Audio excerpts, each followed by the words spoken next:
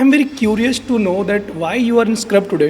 बड़ा शैतान क्वेश्चन आपने पूछा हुआ है। ये स्क्रब पहनने के लिए मेरी पूरी जवानी चली गई, just to be worthy of wearing. सबसे ज़्यादा इम्पॉर्टेंट चीज़ स्पाइन ट्रीटमेंट मैनेजमेंट में, बहुत सारे लोग आजकल जिम जाते हैं और हैवी वेट लिफ्ट करते हैं, तो हैवी वेट लिफ्ट करना हमारी स्पाइन के लिए हार्मफुल हो सकता है। 5 साल पहले अगर हम लोग फ्री हैंड जो स्क्रू डालते थे with human eye and with x-rays, जो हम लोग स्क्रू डालते थे, उसका एक्यूरेसी माना जाता था 90 to 93%। आज जो एडवांस इमेजिंग ओआर्म रोबोटिक्स है, उससे वो जो प्रिसिशन है दैट हैज़ रीच टू 97-98%। बहुत सारे लोग थोड़ा भी बैक पेन स्टार्ट हुआ, एक दो टर्म उनको पता है और वो उसी के बारे में बात करने लग जाते हैं। Sleep disc, sciatica. साइटिका के काफ़ी रीजंस हैं, उसमें से one of the reason is slip disc. Majority of pain killers are into those category के जहाँ पे without prescription you should not give that medication, but अपने यहाँ पे कभी कभी बिल भी नहीं बनता है ना, तो ये सब चल जाता है। कायरोप्रैक्टर्स जो हम देखते हैं, इज इट यूजफुल और it can damage our bones? It's a very controversial question and a very controversial reply. I would only say that stay away from it. Is it okay to wear lumbar belt while driving or riding? I feel that they are useless. You learn to handle the stress. Stress से दूर रहना possible.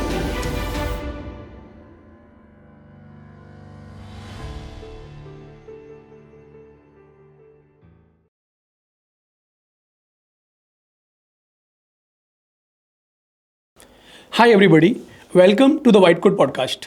I'm your host Sachin Chauhan. First of all, thank you so much for your love and support on our previous episode. आपने बहुत support किया, appreciate किया और साथ ही साथ कुछ सजेशंस भी दिए, and we make sure we will definitely work on them. The white coat podcast का पर्पज़ है इंडिया के टॉप मोस्ट थॉट लीडर्स और डॉक्टर्स को इन्वाइट करना, and we hear their stories, challenges and experiences. They not only narrate their stories but they help you to live a healthy life style.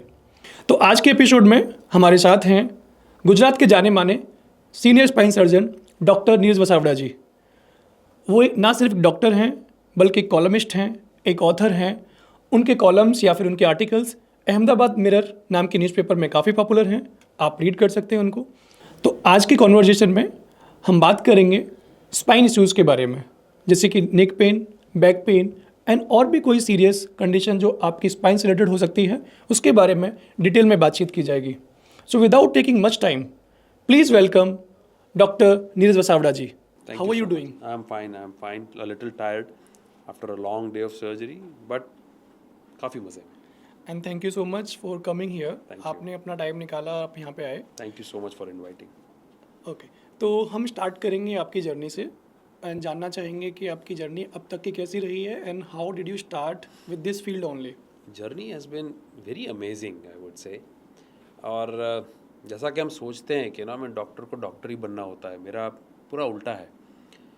मुझे शायद doctor कभी नहीं बनना था, क्योंकि डॉक्टर के साथ बहुत रिस्पॉन्सिबिलिटीज़ आती हैं। आप लाइफ के साथ डील कर रहे हो, बहुत बहुत बड़ी जवाबदारी है आप पे। मुझे ऑलवेज इंजीनियर बनना था। My father was in government, so एक ही था कि इंजीनियरिंग करूँगा, यूपीएससी क्लियर करूँगा, आईएएस बनूँगा और डंडा लेके बैठूँगा। फिर दूसरा ऑप्शन था कि एरोनॉटिकल इंजीनियर करके नासा में जाऊँगा। सो मेरी जनरेशन के काफ़ी लोगों को ये ड्रीम था। बट जब मार्क आए, 12 में मार्क आते थे, तो हमारे समय में 2 ही ऑप्शन थे। क्या बहुत अच्छे मार्क आए तो आप डॉक्टर बन जाओ, थोड़े से कम मार्क आते हैं तो आप इंजीनियरिंग में चले जाओ। फॉर्चुनेटली या अनफॉर्चुनेटली मार्क अच्छे आ गए, तो मम्मी पापा ने भी बोला कि बेटा फैमिली में कोई डॉक्टर नहीं है, डॉक्टर बन जा, सोसाइटी में बड़ा मान रहता है, अच्छा रहेगा, लाइफ अच्छी गुजरेगी। तो सोचा चलो डॉक्टर बन लेते हैं। बनने के बाद एमबीबीएस में जाने के बाद रियलाइज़ हुआ कि शायद ये ब्रांच मेरे लिए नहीं है, मैं इतना इमोशनल लोड नहीं ले पाऊँगा। हर रोज़ in the middle of the night you have to go and treat emergencies. दुखी पेशेंट्स को देखना पड़ता है, उनकी होप जो होती है, कभी कभी आप वो पूरा नहीं कर सकते वो होप को, और तब जो मायूसी जो आँख में आती है वो देखना बड़ा मुश्किल रहता है। फिर सोचा मैं उन लोगों में से हूँ, जैसे रतन टाटा जी कहते हैं कि मैं एक डिसीजन लेता हूँ और फिर उसको सही करता हूँ। तो सोचा अभी डिसीजन ले लिया है तो सही करके छोड़ेंगे। और भगवान का भी खूब आशीर्वाद रहा, पेशेंट्स ने भी बहुत सपोर्ट किया और देखते देखते बस यहाँ पे आपके सामने आके बैठ गया। That's really wonderful. बहुत सारी चीज़ें आपके रिसर्च यानी कि आपको बुलाने से पहले हमने की, एंड इस पॉडकास्ट में हम सारी चीज़ें आपसे पूछेंगे।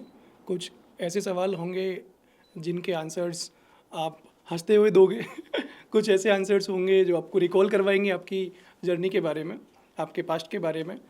तो I am very curious to know that why you are in scrub today, because many surgeons nowadays they are just giving interviews, कई सारे पॉडकास्ट पे हमने भी देखा है।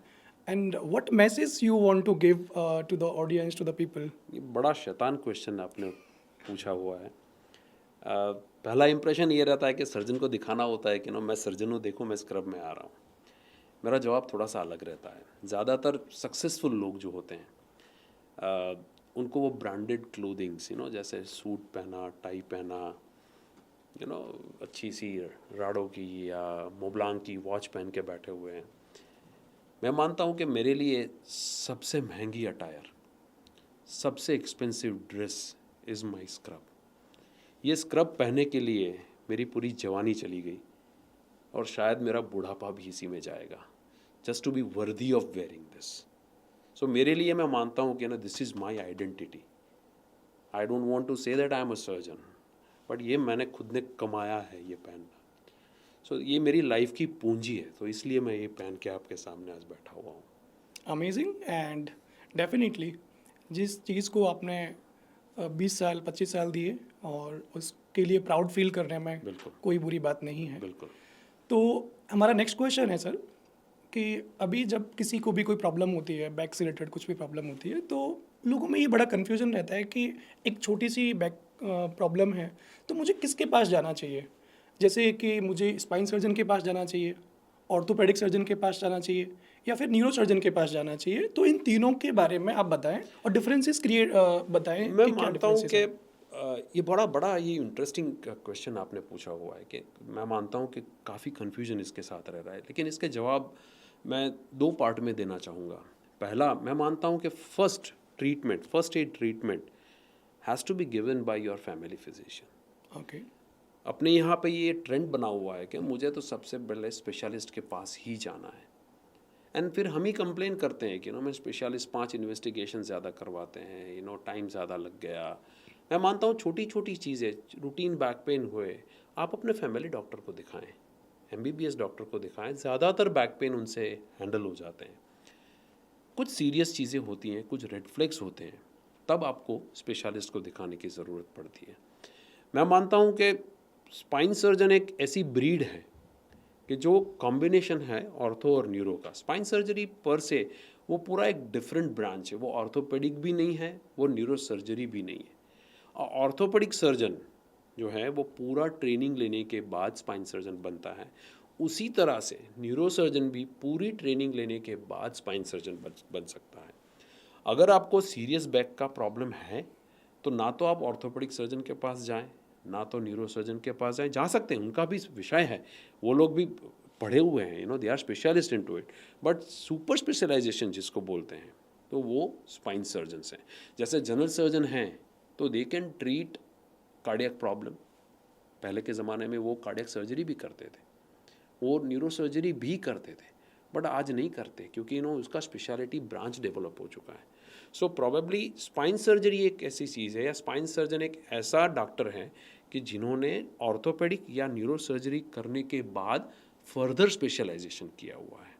सो स्पाइन सर्जन ऑर्थोपेडिक सर्जन भी हो सकता है और स्पाइन सर्जन न्यूरो सर्जन भी हो सकता है। ये आंसर बहुत सारे लोगों को क्लैरिटी देगा जी कि हमें किस प्रॉब्लम के साथ किस डॉक्टर के पास जाना जी, चाहिए तीनों बिल्कुल, में से। बिल्कुल। राइट।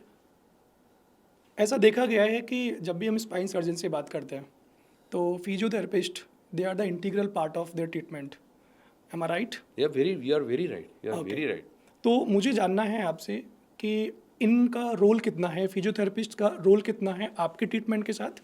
एंड साथ ही साथ इसी में एक और क्वेश्चन है कि बहुत सारे लोग ट्रीटमेंट लेना स्टार्ट करते हैं, यानी कि फिजियोथेरेपी लेना स्टार्ट करते हैं और 2-3 सेशन लेने के बाद छोड़ देते हैं। तो इन दोनों क्वेश्चंस के आंसर आप प्लीज़ डिटेल में दें।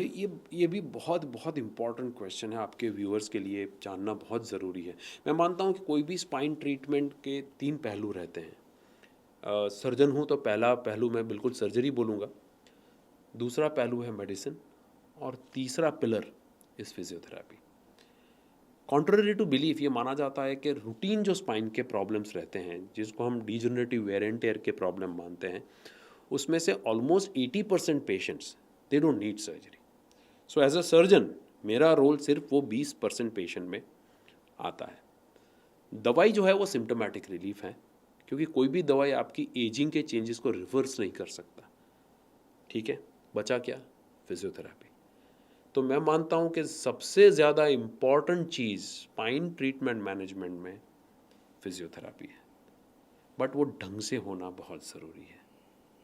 दूसरा क्वेश्चन आपने जो पूछा कि ना, मैं 2-3 सेशन लेने के बाद छोड़ दिया, सेशन का कंसेप्ट ही मेरे दिमाग में नहीं बैठता है, क्योंकि physiotherapy has to be lifestyle, है ना। आप डाइटिंग करोगे तो डाइटिंग आपने 2 दिन किया, 3 दिन किया, वेट कम होगा क्या?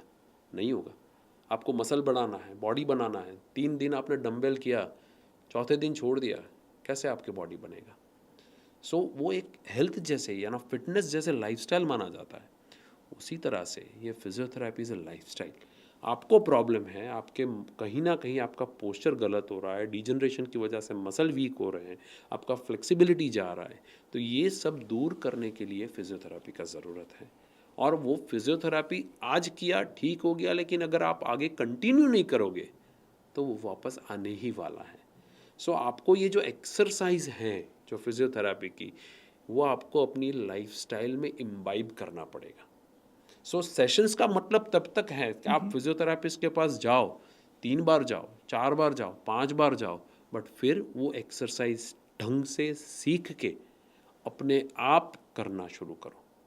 ज़्यादातर पेशेंट मेरे पास यही आता है कि सर मैंने 15 दिन एक्सरसाइज किया फिर बंद कर दिया। तो मैं उनको बोलता हूँ कि क्यों? ये एक्सरसाइज की जो एडवाइस मैंने दिया हुआ है वो आपके समय पे आपको करना है, आपके घर पे करना है, आपके टाइम पे करना है, 1 रुपया खर्चे बिना करना है। तो क्यों नहीं हो पा रहा है ये चीज़? खाना खाना भूल जाते हैं हम क्या? सोना भूल जाते हैं? नहीं भूलते तो एक्सरसाइज क्यों भूल जाते हैं?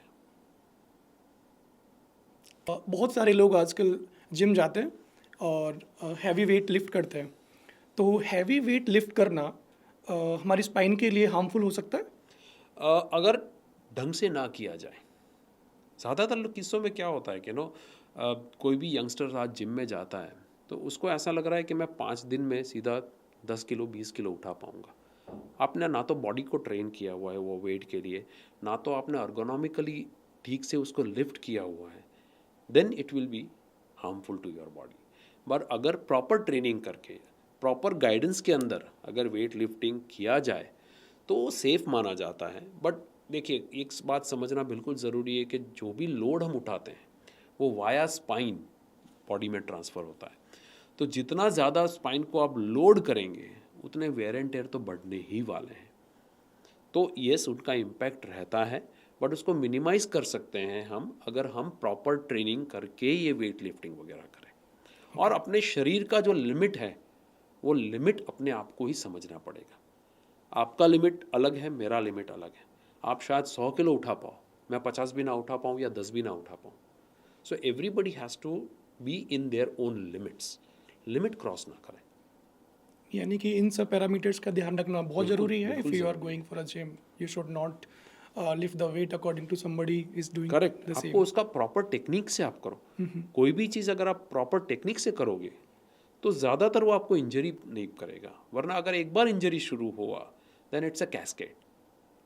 ओके, अभी एडवांसमेंट इतना हो रहा है टेक्नोलॉजी का हेल्थ केयर के अंदर, तो रोबोटिक सर्जरीज बहुत ज़्यादा हो रही हैं। तो रोबोटिक सर्जरीज कितनी सेफ हैं आज के टाइम में? मैं इसमें सबसे पहले मैं आपको एक क्वेश्चन पूछना चाहूँगा। Please. As a non medical person, robot से आप समझते क्या हैं? What do you understand from robot? What does robot do? Okay, जितना मेरी समझ जी। है कि रोबोट्स या फिर किसी टेक्नोलॉजी का यूज़ करते हैं तो हमारी काम को वो आसान बनाता है, प्रिसीजन बढ़ाता है हमारे साथ में, और कहीं ना कहीं एक एडवांसमेंट लेकर आता है कि काम को आप आसानी से और जल्दी कर सकते हैं। करेक्ट। सो ये थोड़ा बहुत आपने जो बताया वो सही माना जा सकता है, थोड़ा बहुत थोड़ा सा सच से दूर है। रोबोटिक सर्जरी पर से जो कॉमन लोग समझते हैं कि नो मीन सर्जन कहीं बैठा रहता है और रोबोट सर्जरी करता है, वो होता है there are robots where surgeon is sitting on a console outside and surgery is happening. But spine में आई थिंक रोबोटिक वहाँ तक नहीं पहुँचा हुआ है। रोबोट हमको कहाँ पे यूज़ आता है कि जो माइनर ह्यूमन मूवमेंट्स का जो इफ़ेक्ट रहता है वो रोबोटिक स्टेबलाइजेशन से वो दूर होता है। सेकेंडली, विथ एडवांस इमेजिंग हम पेशेंट का जो एनाटॉमी है वो पूरा मशीन में फीड करके, the way you rightly said, we can increase the precision of a surgery. So spine में रोबोट का जो आज इम्पैक्ट है वो वही है कि वो आपका इम्प्लांटेशन इन स्पाइन, जो अपने को स्क्रू वगैरह डालने पड़ते हैं स्पाइन के लिए, उसका प्रिसिशन जो है वो काफ़ी हद तक बढ़ चुका है। जैसे इफ़ आई से कि मैं 5 साल पहले अगर हम लोग फ्री हैंड जो स्क्रू डालते थे with human eye and with you can say x-rays, जो हम लोग स्क्रू डालते थे उसका एक्यूरेसी माना जाता था 90 to 93%। आज जो एडवांस इमेजिंग ओआर्म रोबोटिक्स है उससे वो जो प्रिसिशन है दैट हैज़ रीच टू 97-98%। सो अगर मैं 100 स्क्रू डालूंगा सो उसमें से 97 to 98%, 98 screws will be perfect placement. जो ह्यूमन आई से वो अराउंड 93-94% तक हम पहुंच पाए थे with experience. I think people like those who have been into this since years, they can achieve this accuracy even without robot. But robot से खास करके जो नए सर्जन्स आ रहे हैं जिनका एक्सपीरियंस थोड़ा सा कम है, तो जो वो एक्सपीरियंस का गैप जो रहता है कि आप माने कि जो यंग बंदा आया और एक एक्सपीरियंस सर्जन है, वो गैप कम करने में रोबोट और ये technologies are far superior in helping them. That's really great. So, what are the reasons behind increasing number of spine issues nowadays? Spine issues बढ़ने का सबसे पहला रीज़न हमारी फॉल्टी लाइफस्टाइल है। आजकल की लाइफस्टाइल आप देखें, we hardly get time to exercise, we hardly get time to eat proper food, we also don't sleep properly, our screen time has gone to astounding limits. तो हमारा lifestyle ही base में कहीं पे गलत जा रहा है, जिसका सीधा impact not only on spine, I think every health issue पे आ रहा है। दूसरा, आज कहीं ना कहीं आप देखें हाउ श्योर आर यू कि जो हम खा रहे हैं उसका क्वालिटी 20 साल पहले जितना था उतना ही है। सो कहीं ना कहीं पूरा एनवायरनमेंट चेंज हो रहा है, पॉल्यूशन बढ़ रहा है, जिसकी भी माइक्रो लेवल पे इम्पैक्ट डायरेक्टली या इनडायरेक्टली कहीं ना कहीं आ रही है। वेरी सिंपल एग्जाम्पल, मैं जब स्कूल में था I use to go on bicycle. I don't remember मेरे बेटे ने साइकिल कब चलाया हुआ है। तो कहीं ना कहीं अपना लाइफस्टाइल पूरा चेंज हो रहा है। ना तो हम मसल स्ट्रेंथनिंग पे फोकस करते हैं, ना तो हम अच्छे न्यूट्रिशन पे फोकस कर रहे हैं, ना तो हम उस टाइप के हेल्दी एनवायरनमेंट में रह रहे हैं। तो कहीं ना कहीं ये सारी चीज़ों का इम्पैक्ट हर एक हेल्थ इश्यू पे आ रहा है। सो स्पाइन नहीं, आप कोई भी ब्रांच देखें हेल्थ इश्यूज बढ़ रहे हैं, एक रीज़न। दूसरा रीज़न डायग्नोस्टिक मोडालिटीज़। मैं मानता हूँ कि आप पहले के ज़माने में देखें, जब मैं छोटा था life expectancy was somewhere around 60-65, 60-65 years पे हम बुज़ुर्ग मानते थे। आज 60-65 पे हम लोगों को यंग मान। 60 is not the 60s of past. तो लाइफ एक्सपेक्टेंसी आपका बढ़ेगा, आप स्पाइन को यूज़ ज़्यादा करोगे, स्पाइन को लोड ज़्यादा करोगे, तो नेचुरली उसका वेर एंड टेयर भी बढ़ेगा और उसका इश्यूज बढ़ेगा। So life expectancy is another thing कि जो आपको स्पाइन इश्यू बढ़ाने में मदद कंट्रीब्यूट करती है। मैं जब मेडिसिन में था, सर्जिकली रेसिडेंसी कर रहा था, MRI was not that frequently available. आज देखिए MRI हर एक नुक्कड़ पे है।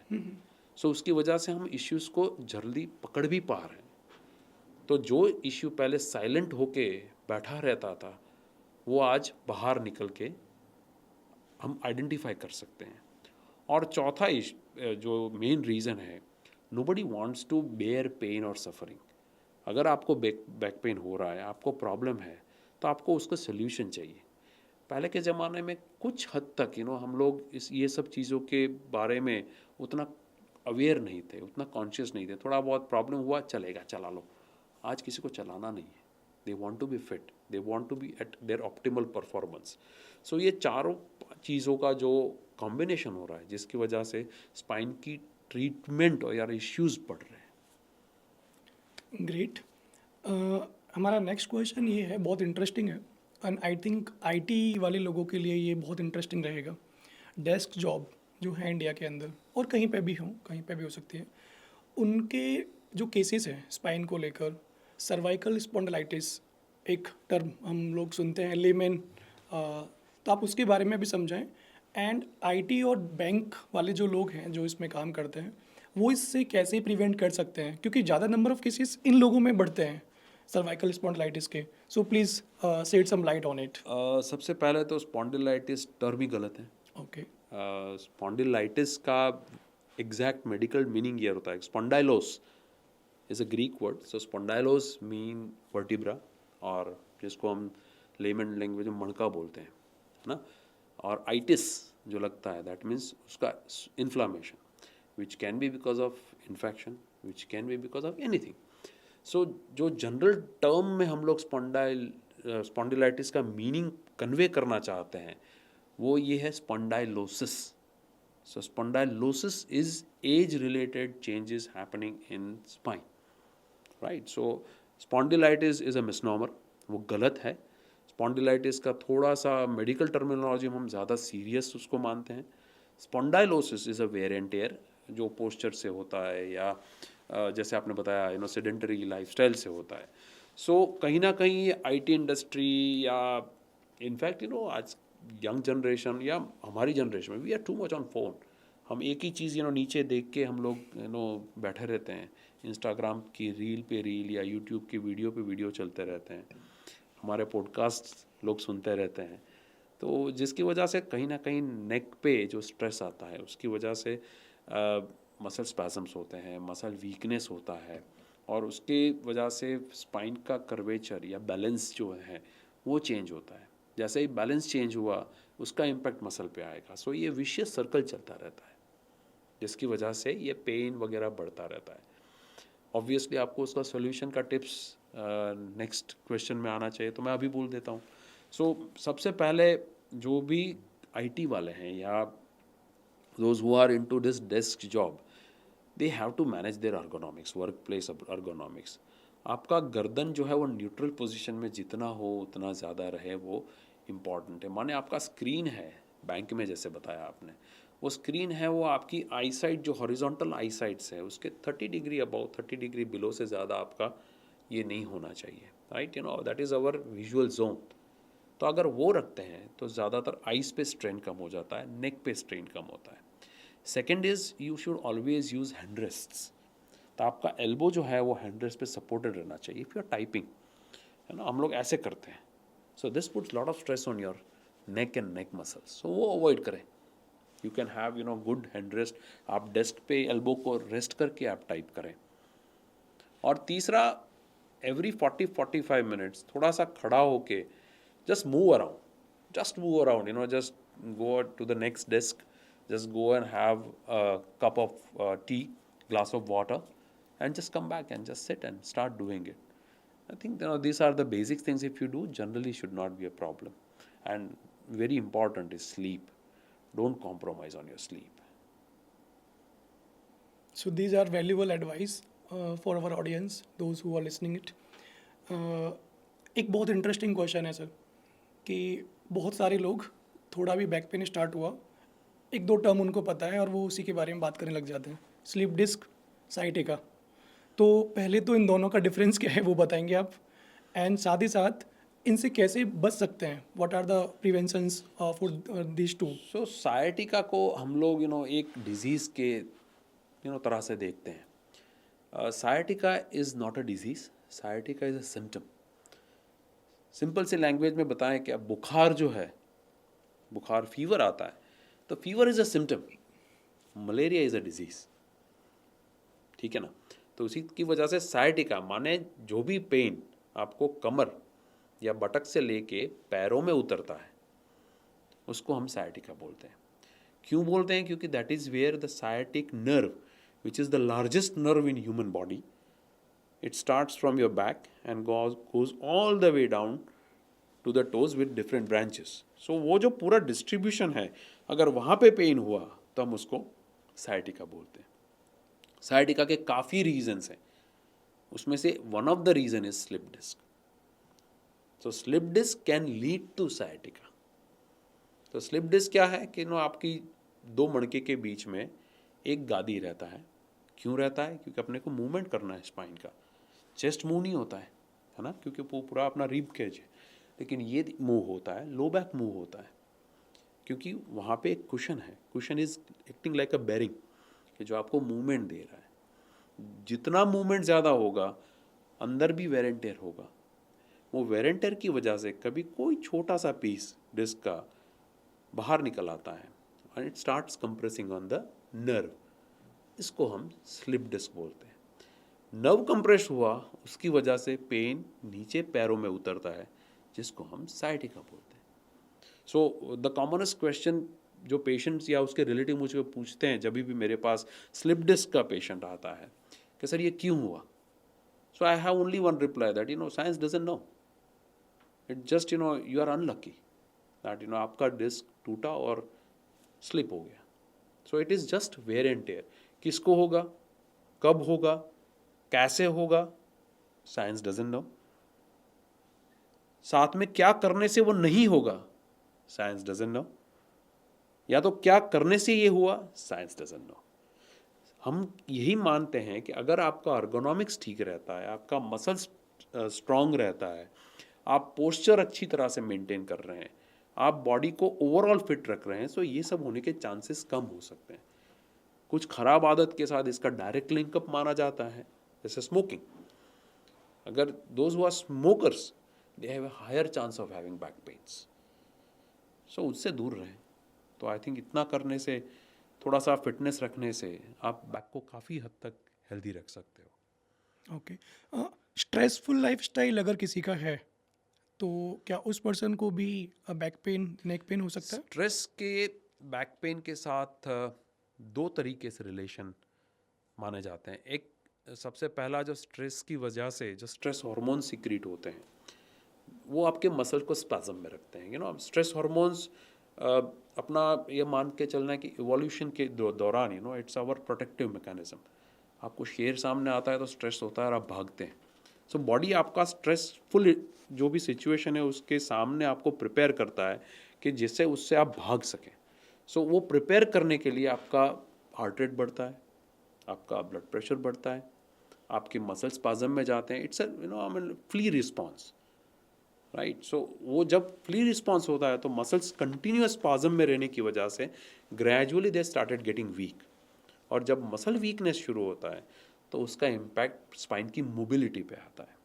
मोबिलिटी पे आया तो वेयर एंड टेयर ऑब्वियसली बढ़ेगा। अपने कार का टायर अगर अलाइन नहीं है तो वो कार के टायर पे, मशीन पे, सब जगह पे वो डैमेज करता है। सिमिलरली अगर आपका ये ओवरऑल बैलेंस और अलाइनमेंट ठीक नहीं रहा तो उसका डायरेक्ट इम्पैक्ट स्पाइन पे आता है। So that is one aspect how stress affect. Second, generally stress जो है वो that leads to inadequate sleep.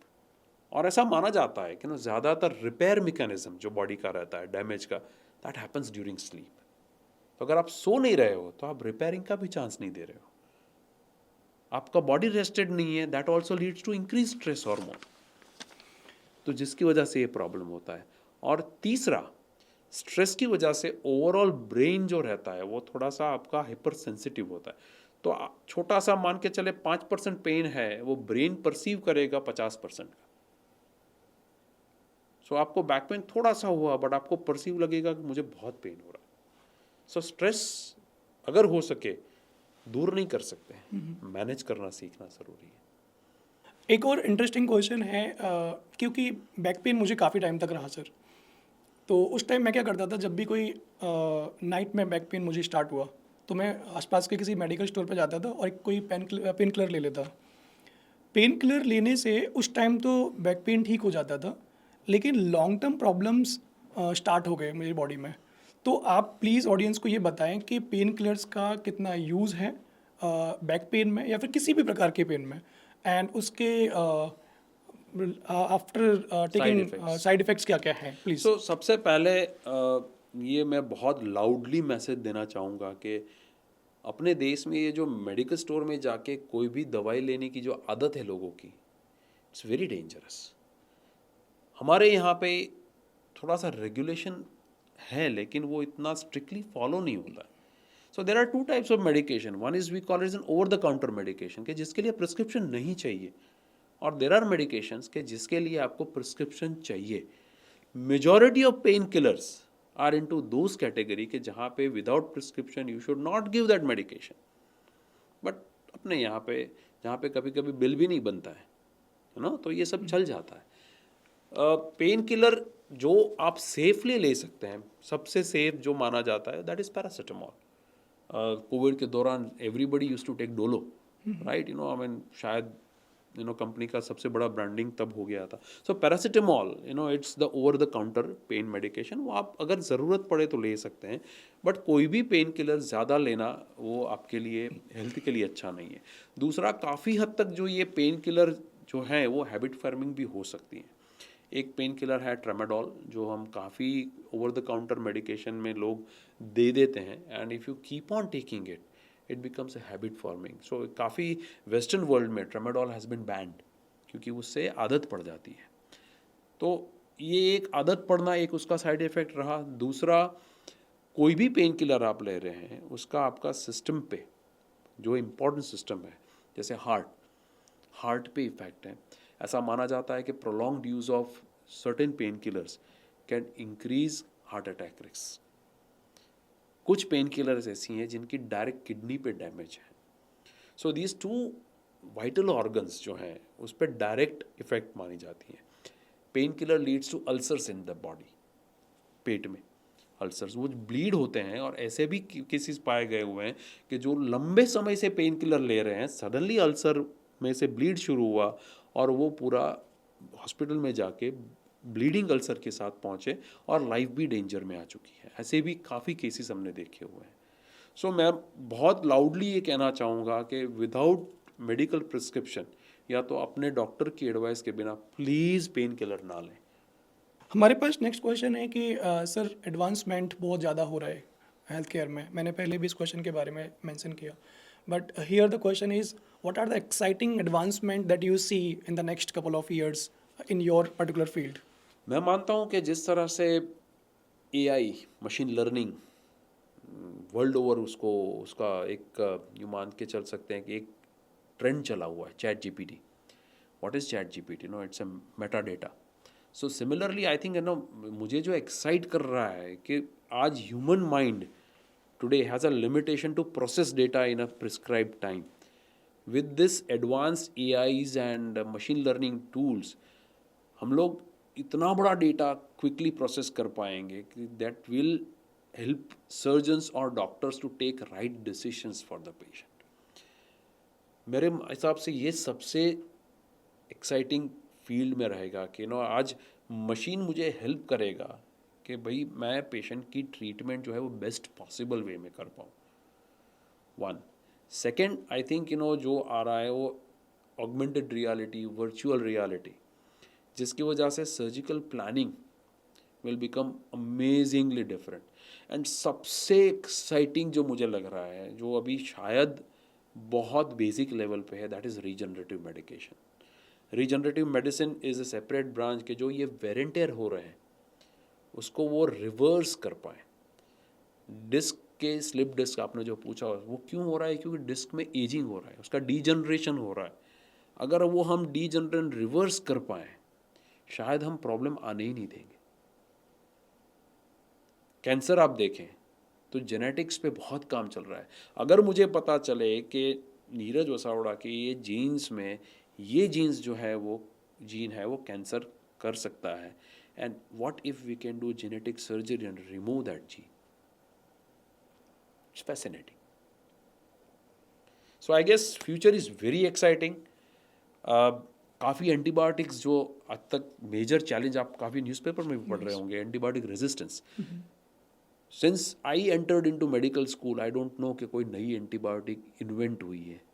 I think with this AI and machine learning, we will have the right new antibiotics also, right chemotherapies.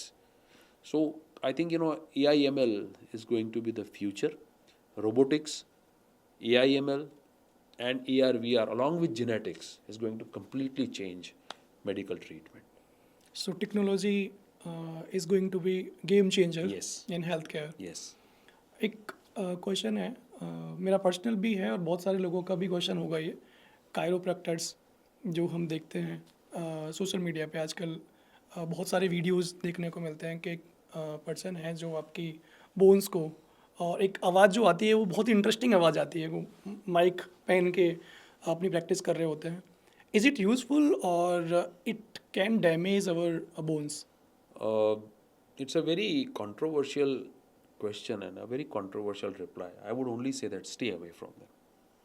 It's very dangerous, very risky. I really don't recommend on online media that you should go by. Having said that, there are certain certified chiropractors in other countries. So I think I would not want to comment on that part. But मैं ये मानता हूँ कि जहाँ तक हो सके stay away from that. And ज़रूरत पड़े तो डॉक्टर के एडवाइस के मुताबिक वो सब ट्रीटमेंट करें. हमने पेशेंट्स देखे हुए हैं जिनको ये कायरोप्रैक्टिस करने के बाद बड़े बड़े प्रॉब्लम हुए हैं. So it is very difficult to find right person. If he is a right person, कुछ हद तक जो एक्यूट डिजीज़ रहते हैं जैसे मसल स्पाज्म हुआ या थोड़ा सा फैसेट लॉक हुआ, वो कैसे 2-5% जो प्रॉब्लम्स बैक की है वहाँ पे कभी कभी छोटा सा उसका एडवांटेज हो सकता है, बट उसके डिसएडवांटेज बहुत स्कैरी है. तो please stay away. This is wonderful advice from doctor Neeraj. तो अगर कोई भी इस भ्रम में है या फिर कोई सोचता है कि इससे मेरा पेन जल्दी ठीक हो जाएगा, तो आप ऐसे ट्रीटमेंट के चक्कर में ना पड़े. इसमें मैं थोड़ा सा ऐड ये करना चाहूँगा कि बैक पेन, जो कॉमन बैक पेन्स रहते हैं, ये ऐसी चीज़ें कायरोप्रैक्टिस या अदर अल्टरनेटिव मेडिकेशन या अल्टरनेट ये मसाज किया, कभी कभी ये मानता जाता है कि कोई गुजरात में तो है प्रेवलेंट कि आपने जाके कमर में लात लगवा दिया और आप ठीक हो गए, है ना. सो ये साइंटिफिकली ये माना जाता है कि आपको कोई भी जगह पे तकलीफ़ है, पेन है. So what is pain? Pain is brain's perception. Pain कोई फिज़िकल चीज़ नहीं है. जैसे मेरी उंगली है, मैंने मूवमेंट किया. Pain is what? Pain is a perception. Brain perceive कर रहा है. तो आप किसी को भी जिसको पेन हो रहा है उसको दूसरा स्टिमुलाई दें तो brain momentarily will focus on that new stimulus, which can be a cracking sound, which can be even a slap, right. It's a different stimulation. So वो डिफरेंट स्टिमुलेशन में जब ब्रेन मोमेंटरीली दूसरे pain stimuli पे focus करता है तो कुछ किस्सों में वो मसल जो आपका रहता है वो रिलैक्स होने की संभावना बढ़ जाती है और अपने को लगता है कि I am better than before. तो वो साइकोलॉजिकल उसका काफ़ी इम्पैक्ट आता है. फिज़िकली उसका कोई ज़्यादा फ़ायदा नहीं रहता है. तो वो पेन साइकिल ब्रेक करने जैसा रहता है, बट वो सब चीज़ों में ना पड़े. और एक्यूट बैक पेन जो है वो ज़्यादातर बैक पेन कुछ भी किए बिना भी 3-4 दिन में लोगों को ठीक होते हैं. तो पैनिक ना हो. अगर बैक पेन हो रहा है तो 10 में से 8 बैक पेन अपने आप ठीक होने वाले हैं. ओके. और हम सब तो घबरा जाते हैं बहुत जल्दी कि 2 महीने तो से. वो ना करें. ओके. वो ना करें. हाँ, 2 महीने का पेन है तो बिल्कुल डॉक्टर को दिखाएं, बट 2-3 दिन के पेन में पैनिक ना करें. ऐसा भी हो सकता है कि आप हिल भी नहीं पा रहे हो, इतना पेन भी होता है, बट 4 या 5 दिन में वो पेन भी ऑलमोस्ट नॉर्मल हो जाता है. बॉडी का अपना खुद का मैकेनिज्म जो है मैकेनिज्म प्रोटेक्टिव है. It's amazing. You have to trust your body. Okay. एक और क्वेश्चन इसी में से आता है, जो हमारी बात चल रही है बैक पेन और पेन को कैसे हम लोग हैंडल करें. बहुत सारे लोग लंबर बेल्ट या फिर बैक ब्रेस पहनकर 2 व्हीलर्स या 4 व्हीलर्स राइड या ड्राइव कर रहे होते हैं. तो उन लोगों के लिए क्या सलाह देना चाहोगे आप? Is it okay to wear lumbar belt while driving or riding? Again, I will be giving you a very controversial reply. I feel them that they are useless. That is my opinion. That are absolutely useless. उससे better है कि आप अपने muscle को ही belt की तरह use करो. Muscle को स्ट्रॉन्ग करो. इट्स लॉजिकल कि कपड़े का बेल्ट, 2-3 उसमें मेटल के बार डाल दिए ठीक है, लेकिन कपड़े का बेल्ट वो आपकी कमर को कैसे पकड़ेगा? जो कमर आपको पूरा सीधा रख रही है, think about the load that back is taking, उसको आप एक कपड़े के बेल्ट में बांध के ऐसा मान रहे हैं कि वो आपको कमर को प्रोटेक्ट करेगा। I think that is not scientific, and मैं मानता हूँ कि उसका कोई फ़ायदा नहीं है। In my 20 years of practice, unless patient has been operated, I have never prescribed a belt. Operative patient को भी मैं ये बोल के ये करता हूँ कि मैं आपको बेल्ट इसलिए दे रहा हूँ ताकि आप अपने बैक के बारे में कॉन्शियस रहो। बाहर चल के जा रहे हो तो आप लोगों को अगर बेल्ट पहना हुआ है तो आपसे थोड़े से दूर हट के चलेंगे ताकि आपको इंजरी ना हो। अदरवाइज मैं मानता हूँ कि in today's practice lumbar belt, neck belt has extremely limited role to play.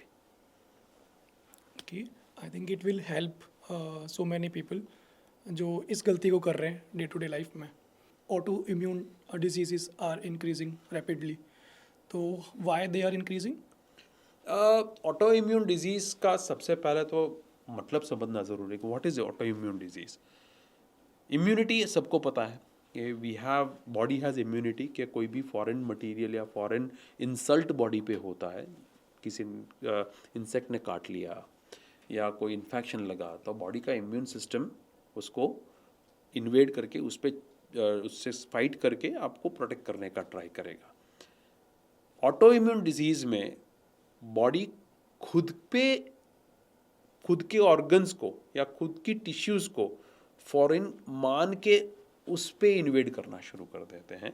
सो जिसको ऑटो इम्यून डिजीज़ बोलते हैं, मानी खुद की बॉडी की इम्यून सिस्टम खुद ही पे वार करना शुरू कर देती है। सो देर आर जेनेटिक प्रिपॉन्डरेंसेस कि काफ़ी चीज़ों में जेनेटिकली ये होता है। आजकल थोड़ा सा बढ़ने का रीज़न ये भी है कि pollutants. Our body is so much stimulated by different foreign insults जो पहले शायद नहीं थे, जिसकी वजह से अपना बॉडी का सिस्टम जो है, immune system, it is highly sensitised, and highly sensitised system में छोटा सा भी इधर उधर हुआ, so it will start acting against your own body, and that is Y probably I believe that autoimmune diseases are increasing very rapidly. Although it's not my subject per se, वो मेरा मानना है कि रोमेटोलॉजिस्ट या endocrinologist पे ज़्यादा जाता है, बट स्पाइन में काफ़ी ऑटो इम्यून डिजीज़ हम लोग देखते हैं, एनक्रोसिंग स्पॉन्डिलाइटिस हुआ, या जिसकी वजह जो बॉडी की सिस्टम पे थोड़ा सा एरर आने की वजह से ये शुरू हो रहा है। One error is environmental factors. I have very special question for you and very personal as well. Is there any case that is very memorable for you and जो आपके जहन में हमेशा रहता है? I would love to hear that any case. Well, that's a very emotional question for me. मैं मानता हूँ कि आई थिंक शायद आपको जो सुनना चाहते हैं वो आप सक्सेस स्टोरीज सुनना चाहते हैं। मैं मानता हूँ सक्सेस याद नहीं रहती, फेलियर्स याद रहती हैं। So there is a very famous saying English में, बहुत एक रेनी लरिश करके एक मेडिकल पर्सन रहे हैं, उन्होंने बोला, every surgeon carries within himself a cemetery where he goes time to time to think, to reflect and find answers for his failures. दुख या कोई भी केस जो याद रहते हैं वो ये रहता है कि आपने ट्रीटमेंट का आपसे जितना बन पड़े उतना ट्राई किया, फिर भी आप पेशेंट को हेल्प नहीं कर पाए, वो आपके जहन में रह जाता है। आई थिंक मुझे लग रहा है कि ज़्यादातर सर्जन्स या डॉक्टर्स या आप भी शायद एक्सपेक्ट कर रहे होंगे कि मैं अपनी सक्सेस स्टोरी बताऊं। मैं मानता हूं कि सक्सेस स्टोरी से ज़्यादा फेलियर मुझे ज़्यादा ह्यूमन बनाती है। जो फेलियर्स रही हुई हैं कि जो मैं पेशेंट को हेल्प नहीं कर पाया हूं किसी भी वजह से, वो मेरे दिमाग में रह जाती हैं। तो हैं ऐसे केसेस, ऐसे किस्से भी हैं जो मैं याद रख के मैं भगवान को ऑलवेज प्रे करता हूँ कि इतनी ताकत दे कि ये जो फेलियर के जो इंसिडेंट्स है वो कम से कम हो पाए।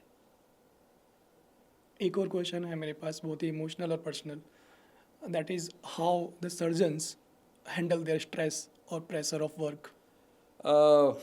वेल एक तो yes, professionally eventually we get train to handle the pressure. शुरू शुरू में बहुत मुश्किल होता है, स्पेसिफिकली जब मरीज़ आपके पास आता है, बहुत आशा के साथ आता है, बहुत होप के साथ आता है। आप रिस्पॉन्सिबिलिटी जो है उसका क्वांटम इमेजिन नहीं कर सकते। मैं एग्जांपल दूंगा। आप रोड पे जा रहे हैं, कोई अननोन बंदा आके आपको छूने का ट्राई करता है, आपका क्या रिएक्शन रहेगा? It will be weird for me, like ठीक है, आप मैं शायद जानता नहीं यू हूँ। Might get angry, you might fight. To a surgeon who is unknown to a patient till now, a patient is submitting his or her entire body behind the doors in an unknown environment amongst unknown people. आप सोचो कि मेरे पे responsibility क्या रहेगी।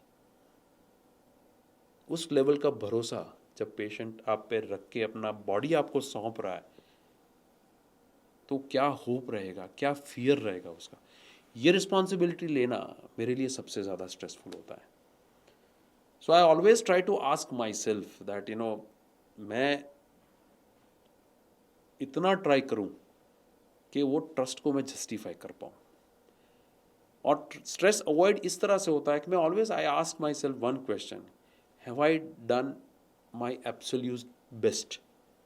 अगर जवाब हाँ आता है तो फिर मैं कहीं ना कहीं भगवान पे छोड़ देता हूँ कि मैंने अपने से बन पड़े उतना सब कुछ किया। और दूसरा जो चीज़ है, आई थिंक मैं मानता हूँ कि कहीं ना कहीं आपको ईश्वर पे फेथ रखना ही पड़ता है। ये दो चीज़ अगर आप दिमाग में रखते हो तो इवेंचुअली वो स्ट्रेस जो लेवल है वो कम हो जाता है। You learn to handle the stress. Stress से दूर रहना पॉसिबल नहीं है। ओके,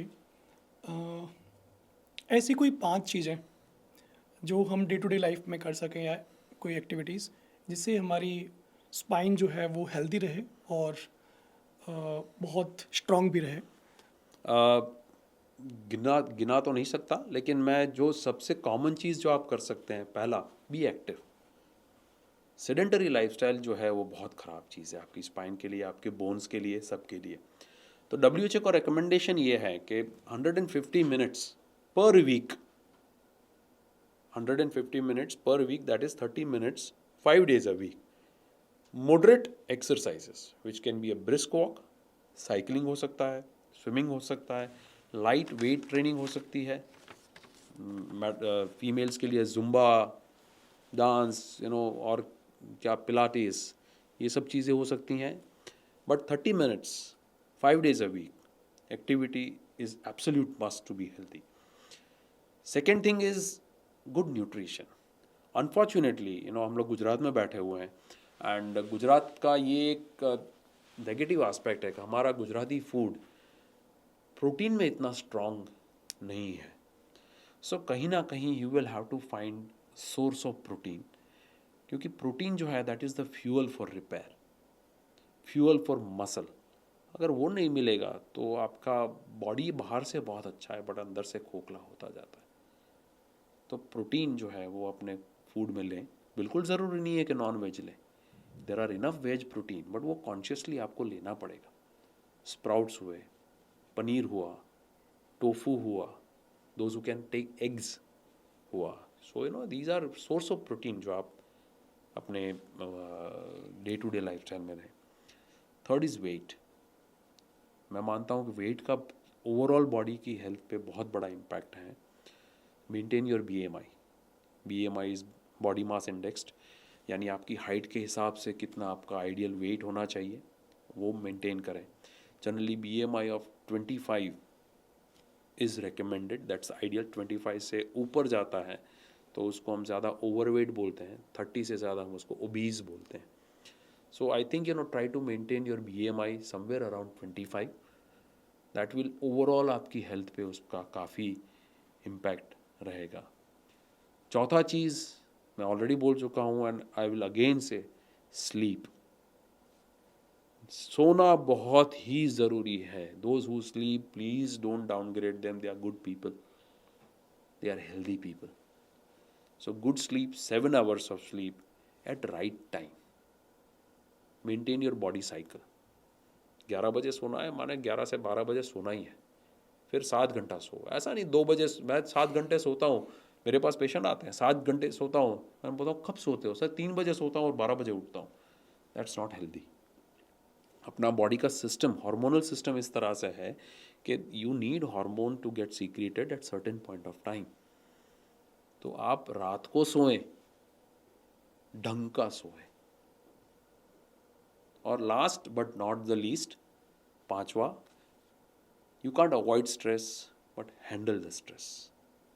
एक चीज़ उसका टिप देना चाहूँगा कैसे हैंडल कर सकते हैं, शायद मैं अपने आपके क्वेश्चन में वो बताना भूल गया, is to have meditation. Again meditation is a very broad term. I don't mean कि आप किसी कोने में जाएं, रूम बंद करें, अच्छा सा लाइट लगाएं, म्यूज़िक चालू करें और ओम ओम आँख बंद करके बोले, no, that's not meditation. Meditation का मेरा डेफिनेशन ये है, जो मैं पेशेंट्स को बोलता हूँ, वो है कुछ ऐसी चीज़ जो आपको सब कुछ भुलाने पे मजबूर कर दे। That is different for anything. आज शायद हम लोग अभी पॉडकास्ट कर रहे हैं, neither you are thinking something else, not I am thinking something else, so we are meditating. मेरे लिए वो एक मेडिटेशन इज़ माई रन। मैं दौड़ने चला जाता हूँ। If I am under too much of stress, I run.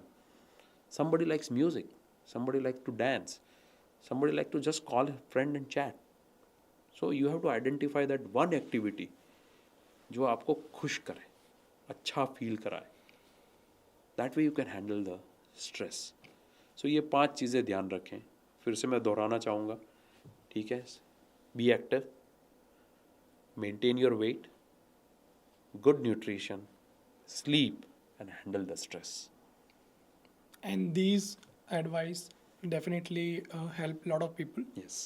And you have given all the answers in a very wise manner.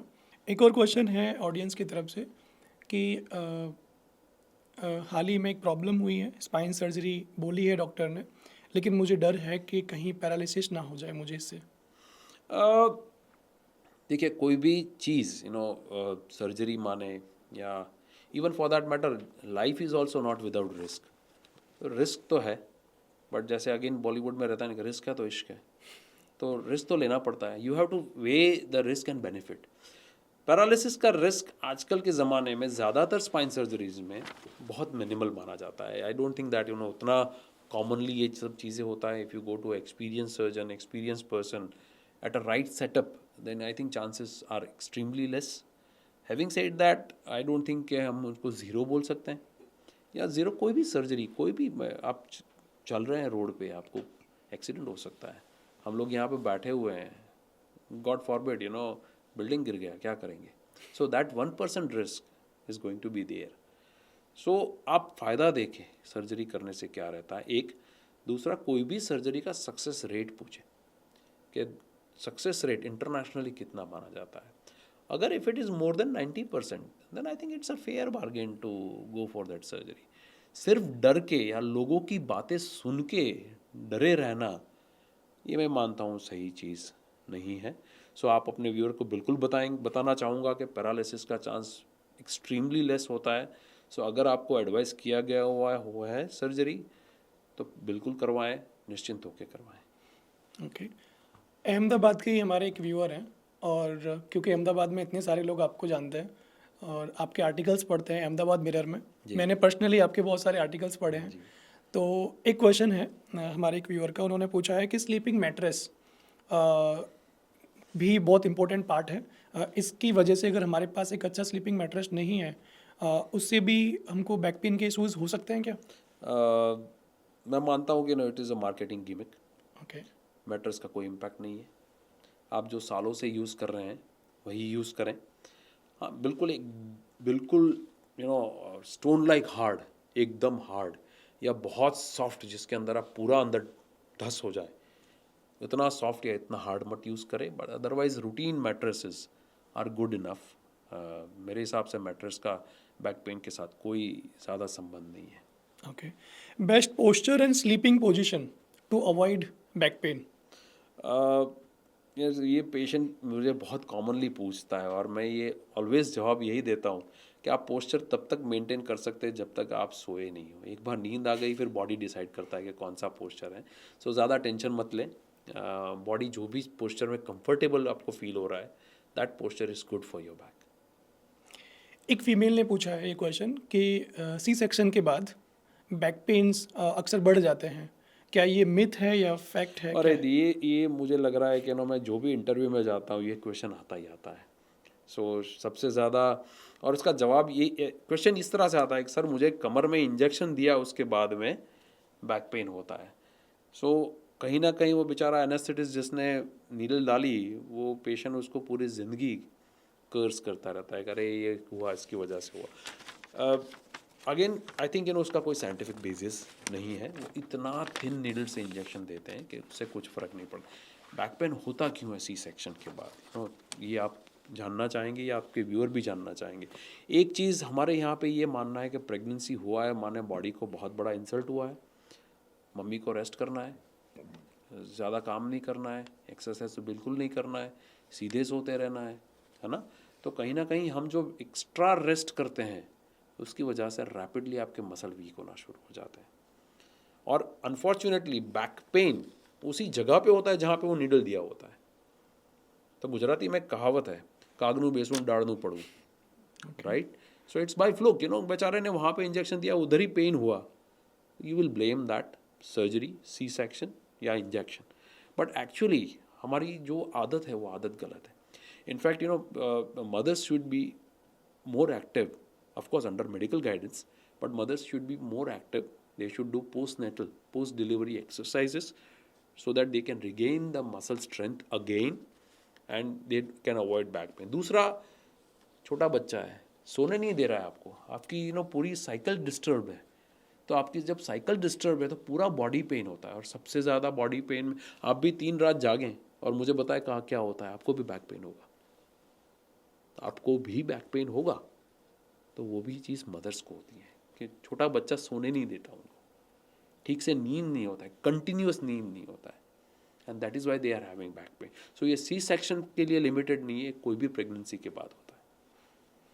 तो ये बहुत सारे फीमेल्स का डाउट जो है वो आज क्लियर कर दिया जी। आपने, thank you so much for Thank that. आपने Q&A सेशन का आंसर्स भी बहुत अच्छे दिए, और now we are moving ahead एक फन एक्टिविटी जिसको हम रैपिड फायर कहते हैं, okay, and I you ready for that? I hope so. Okay, so what would you choose, this and that? Okay. Okay, and yoga or gym? I think I'll go for anything which makes me happy. For me, it is yoga, neither yoga nor gym. I like running. Okay. What would you suggest for healthy spine, regular walk or exercise? I think regular walk is enough. Okay. And then, are you a early bird or late riser? I think I'm somewhere in between. I'm not an early bird, not a late riser. I get up around 7:30. So While I was doing research about you, I found some videos that you are a good singer.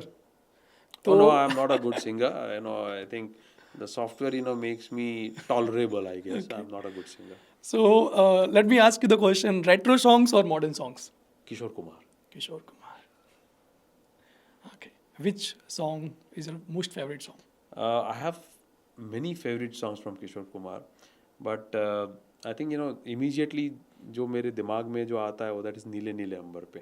Okay. And you have sang that actually. I I have seen one video Really? Oh, okay. on your Okay, Instagram, okay. and I would suggest the people to go on his Instagram Oh, no, channel. at And your own risk. At your own risk. I'm not a good singer. okay.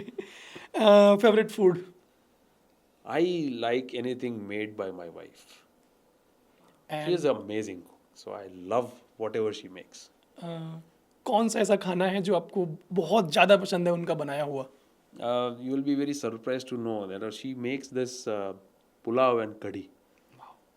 So, given a choice, I would want to have it every day if possible. Okay. Favorite book?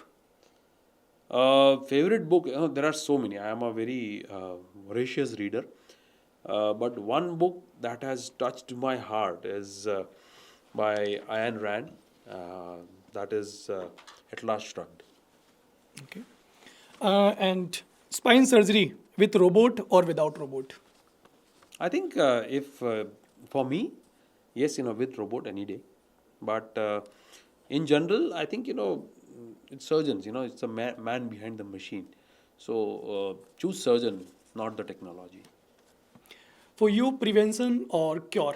Prevention. Prevention. So all the answers you have given are really amazing. Thank you. Personally मुझे बहुत कुछ सीखने को मिला आपसे sir. ना मुझे भी बहुत मज़ा आया। मुझे भी बहुत मज़ा आया। क्योंकि मैं एक बैक पेन से गुजरने वाला पर्सन रहा हूँ अच्छा। और बहुत लंबे टाइम तक बैक पेन रहा, तो मैं बहुत क्यूरियस था आपसे मिलने के लिए, आपसे इतनी सारी बात करने के लिए। नॉर्मली तो आप मुझे इतना टाइम नहीं देते कभी, लेकिन आज मौका मिला तो मैंने इतने सारे क्वेश्चंस अपने भी और ऑडियंस के भी पूछ लिए। आपने बहुत सारे क्वेश्चंस का आंसर बहुत वाइजली दिया और हम्बल तरीके से दिया। एंड आई होप दैट जो भी इस पॉडकास्ट को लोग देखेंगे इससे बहुत कुछ सीखेंगे और बहुत कुछ जानेंगे अपने स्पाइन हेल्थ के बारे में, अपने बैक को किस तरीके से स्ट्रॉन्ग कर सकते हैं, अपनी स्पाइन को किस तरीके से वो एक स्ट्रेंथ दे सकते हैं। इस पॉडकास्ट से उनको सीखने को मिलेगा। I would request to all the viewers, अगर आप ये एपिसोड देख रहे हैं, डॉक्टर नीरज जी ने बहुत अच्छे आंसर्स दिए हैं। आप इसको खुद तो देखेंगे ही, साथ ही साथ आप अपने फैमिली मेम्बर्स को भी शेयर करें, अपने दोस्तों के साथ इस वीडियो को ज़रूर शेयर करेंगे एंड इस चैनल को सब्सक्राइब भी ज़रूर करेंगे, सो दैट हम अगले वीक किसी और एक्सपर्ट के साथ कुछ नई बातें और अच्छी बातें जो आपकी हेल्थ के लिए बहुत ज़रूरी हैं लेकर आएंगे। Thank you so much.